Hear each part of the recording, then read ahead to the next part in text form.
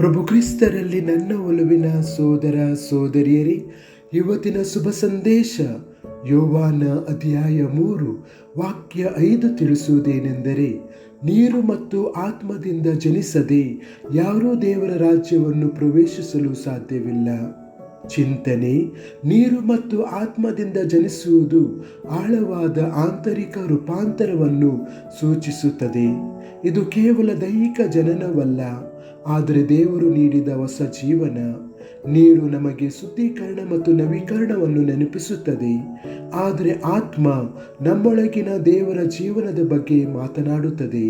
ಮಾರ್ಗದರ್ಶನ, ಬಲಪಡಿಸುವಿಕೆ ಮತ್ತು ನಮ್ಮನ್ನು ಹೊಸಬರನ್ನಾಗಿ ಮಾಡುವುದು.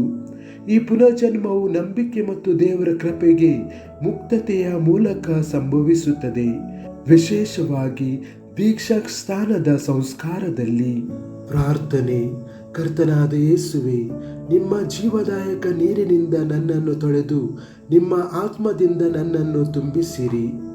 ಪ್ರತಿದಿನ ನನ್ನ ಹೃದಯವನ್ನು ನವೀಕರಿಸಿರಿ.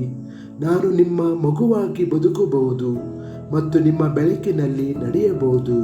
ಆಮೆನ್.